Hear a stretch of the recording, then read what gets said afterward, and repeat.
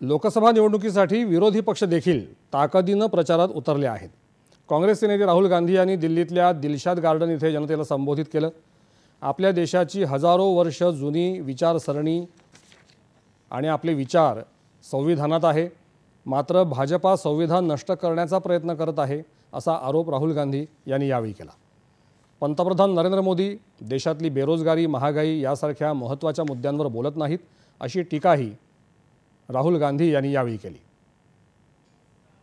इनके नेताओं ने खुलकर कहा है कि अगर हमारी सरकार आ गई तो हम अंबेडकर जी के कॉन्स्टिट्यूशन को रद्द कर देंगे, बदल देंगे, फाड़ के फेंक देंगे।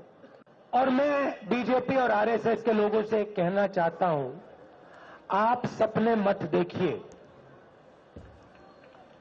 आपकी बस की नहीं है, आप ये काम कर नहीं सकते हो, क्योंकि आपके सामने हिंदुस्तान के करोड़ों लोग खड़े हैं, कांग्रेस पार्टी खड़ी है।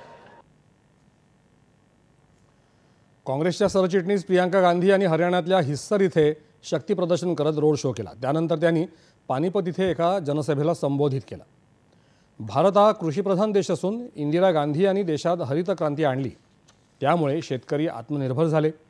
दुसरीकडे नरेंद्र मोदी सरकारने शेतकऱ्यांसाठी कायदे आणले, मात्र त्याविरोधात शेतकऱ्यांनी आंदोलन करत कायद्यांना विरोध केला असं सांगत मोदी सरकार शेतकऱ्यांच्या विरोधात आहे अशी टीका प्रियंका गांधी यांनी यावेळी केली। बहुजन समाज पार्टीच्या अध्यक्ष मायावती उत्तर प्रदेश आणि बिहारमधल्या प्रचार सभांना संबोधित करणार आहेत।